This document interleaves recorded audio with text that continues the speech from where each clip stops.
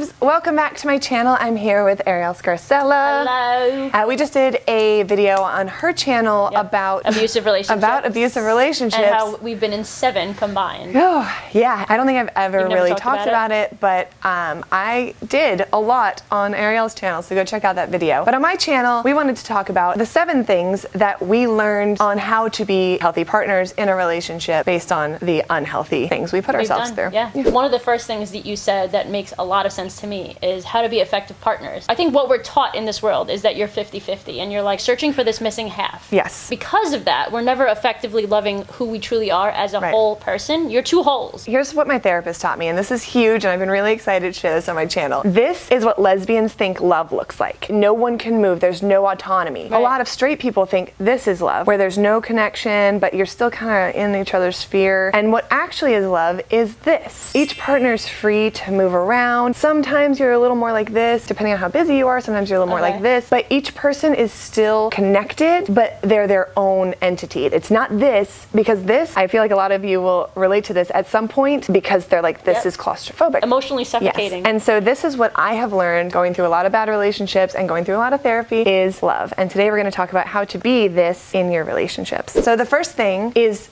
to know and to love yourself. What does that even mean? Because I didn't know what that meant, and this is both of our lessons this time around. I feel like our souls needed to come back clearly to learn how to love ourselves. Right. At the initial start of my emotional abusive relationships, I definitely did love myself, and that was one of the reasons that they chose me was because I was a strong person with a strong sense of self, so they wanted to break that down. Coming out of unhealthy abusive relationships, the love I have for myself now is richer, deeper, and unshakable. And the thing about loving yourself, it's not about, oh, I love myself. And it's not about masturbation, even though. Yeah, it's not about like, oh, I'm gonna like give myself a pedicure or get a massage. It's about knowing your worth. Knowing your worth, treating yourself well. I did a video on self-care last month, if you guys want to check that out, because I talked a little bit more about what self-love looks like. It's really about daily things that you do to honor yourself, honor your spirit, to grow, to evolve, and throughout your entire process, to love yourself, love who you are, and give yourself the same kindness and compassion that you're giving to everyone else in your life. Everybody else. And it's also knowing yourself. That's something that I learned coming out of those relationships, is that they took away my sense of self. And so developing that now and learning who I am now has been invaluable in relationships moving past those abusive ones. Knowing myself, knowing what my moral compass is, what I stand for, what I won't stand for, has been huge. And I think same thing for you. You have found this depth of love for yourself that doesn't allow you to be in anything that's not going to serve you and serve your higher purpose. Sam, my last girlfriend, was the first time I did not let them abuse me in any way. The only thing that was bad with us was that she couldn't handle the fact that I loved myself, believe it or not, because I don't think she loved herself. And you're going to come across that a lot. When you love yourself so much and you have boundaries and you have all these things that are really good for you, it scares people. It scares people. Oh, yeah. And it also, because they're so used to having no boundaries, you not having boundaries benefits them. That's a problem. And so having strong boundaries, knowing yourself, knowing what your limitations are, is huge in having a healthy relationship and having someone acknowledge and respect those boundaries. Number 2 is a big one for me, effective communication. I used to be very passive aggressive, and I think it's understandable coming from a place where we were raised as women in society. If you say what you mean, you're a bitch or you're bossy, especially being from Brooklyn. Like I always wanted to express myself. That was like a big thing for me. Like I have a Sagittarius moon. I like say it how it is, girl. I fucking will shoot the shit. One of the things I love most about you, honestly. I say it how it is. When I got into relationships, I'm more of a passive person, and passive aggression just happened to be the way I communicated. And because you were told your entire life, don't be aggressive, but no one taught us how to be strong and assertive. You know, for me, even when I was like a baby dyke, I know that my initial reactions to things would be to be passive aggressive. And so I had to learn and teach myself that's not an effective way to communicate. It's not a healthy way to communicate. And also, I found that when you're being passive aggressive, you don't end up getting what you want anyway at the end of it. Because nobody knows. You have to say it. And you end up getting into a weird fight. The key is to learn how to skip all the bullshit so you can just say, hey babe, I need XYZ, or I am feeling this way, I need your help with this. Cutting through the bullshit and being direct, you have to give up a lot of pride, you have to give up a lot of ego, and you have to give up a lot of fear. And a huge thing is understanding what your actual needs are and crystallizing them. Because I think a lot of times when we were passive aggressive, we weren't able to cognitively crystallize what it was we actually needed. We were just like, oh, I feel like I need something and I can't get it, and so I'm just gonna be a bitch. And hopefully they understand what I need. How the hell are they going to understand what you need? So it's understanding what your needs are. Then you can express that to your partner and give them the actual opportunity to give you what you need. Each person is different and on their needs, their love languages. Love languages is huge. Yeah. We all have these very challenging emotions that come up when you're in a relationship, especially when you're dating a woman, because holy shit. Boom, everyone is super emotional. Yeah, and so to navigate those challenging emotions, you need to be able to understand yourself and then to be able to communicate your wants and your needs effectively so that your partner doesn't have to be a mind reader, because no one is. I'm very specific sometimes in what I need when I feel vulnerable, and it's unfair to my partner to expect them to know the exact specific thing that I'll need. So I've let go of a lot of ego and pride and have been able to say, when I feel this way or when something like this happens, this is what I need from you. And ever since, it's helped so much because I get what I need. My partner's not left being like, I don't know what she needs. And I don't end up feeling emotionally hurt in any way. Communication is great. The third thing that I learned, you learned from unhealthy relationships, is that you need to put yourself first. You need to be your number one priority, because if you are not well, if you are not financially doing well, if you're not taking care of yourself, if you're not emotionally stable, pursuing your hopes, your dreams, your career, if you're not doing all of these things, it's going to spew negative energy onto everything else. One of my ex-girlfriends would say this to me. She's like, you're not putting me first. And I said, well, who am I putting you after?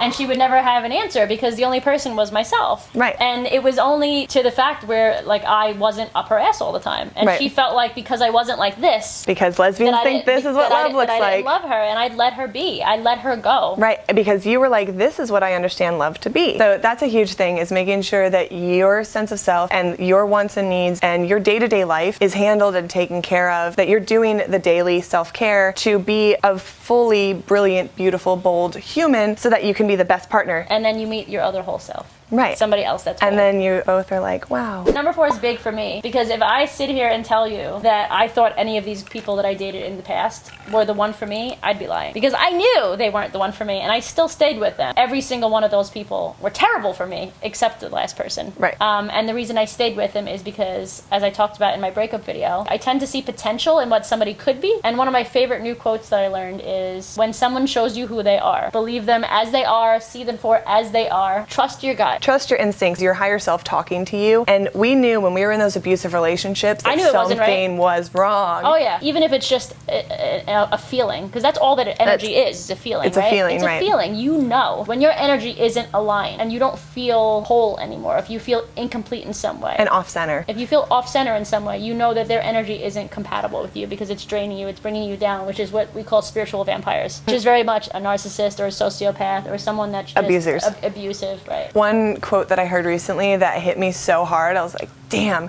was that when you wear rose-colored glasses, even red flags just look like flags. Look at a situation and a person realistically, still with the same romantic awesomeness of a new relationship, whatever, but see them for what they are. Clock those red flags, communicate about them, and if they're not right for you, peace out. As women, we tend to make excuses for people, have so much compassion. This is something that my therapist and I talked about, that I've spent my whole life being so flexible with people that I let them do a bunch of shit I shouldn't let them. Now I have like a better balance of like where I need to be firm and where I can be flexible. You and I spend a lot of time being so overly flexible and compassionate, and we which feel is a guilty. good thing. And we feel guilty for being firm, which is weird, but it goes back to number 1 again. It's love yourself. When your boundaries and your limitations are offensive to someone else, that's a huge red flag, because your boundaries matter, your limitations matter, and they should be respected. So a healthy thing in a relationship, which I didn't have for a long time, was making sure that my partner was respecting my boundaries that I set, that because I know what's good for me, because 1, I know myself and I love myself. And we keep going back to number 1, which I love. Biggest thing. When people would not respect my boundaries in the past, I would remove my boundaries, and then they had free reign, and it was unhealthy and bad. Then you become controlled, and you forget who you are, and you become abused. Which brings us to number 5, which is recognize what is love and what is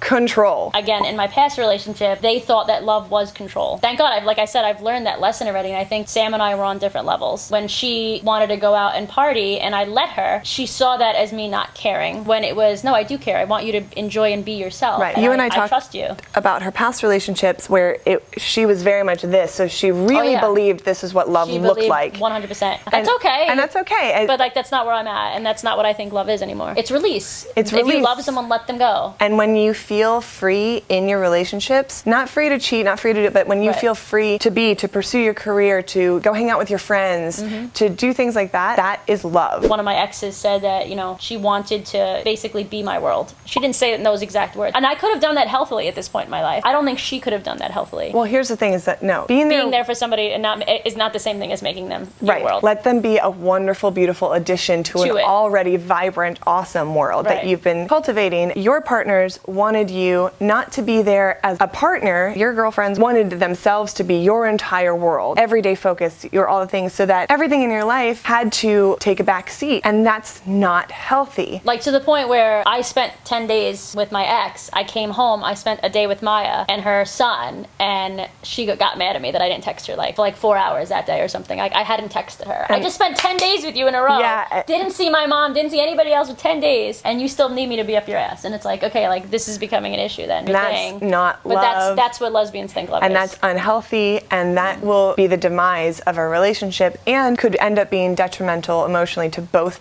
people in the relationship. And the seventh thing that I learned from abusive, unhealthy, toxic relationships is that to have a healthy relationship, you need to maintain your autonomy. Your world going from career to friends to family to things that you like to do to your hobbies. Have your partner be a part of that, a part of your world. They can be an intrinsic part of it, and it can all flow together if the other things are still equally as important. And if somebody truly loves you, in my opinion, they wouldn't want you to be their world, because they would see how unhealthy that truly is. Basically asking someone to complete you. And nobody, obviously no one can complete you. Nobody can complete you. My therapist used to tell me it's like trying to build a house on top of a hole. You can't have a house until you fill your hole up. And you're filling your hole up is yourself. And you're already full, it's just you have to realize it, and that's part of self-love, right? Maintaining your autonomy definitely means keeping your independence, not becoming fully dependent on another person for any of your needs. Someone can be an emotional support, but they can't be the only thing that's keeping you sane, grounded, well. You have to do that for yourself. Maintain your autonomy. Fill yourself up so that when you are able to give, it doesn't deplete you. And it all comes back to the first one, which is love yourself. Loving yourself. I think after 7 collective, abusive, toxic relationships, we were able to give you guys these 7 ways to be in a healthy relationship and to be a healthy partner. It's kind of a bummer that we had to go through all that, but honestly, I'm grateful because I wouldn't be the person I am today. Same. And I wouldn't be able to help the people in my life. The truth is, if I was never in an abusive relationship, I would have never made a YouTube channel. Thank you guys so much for watching. I hope that this helped. Definitely check out our video on Arielle's channel. I'll link that down below. And if you guys are coming over from my channel, make sure you subscribe, because she's one of my favorite people in the whole world.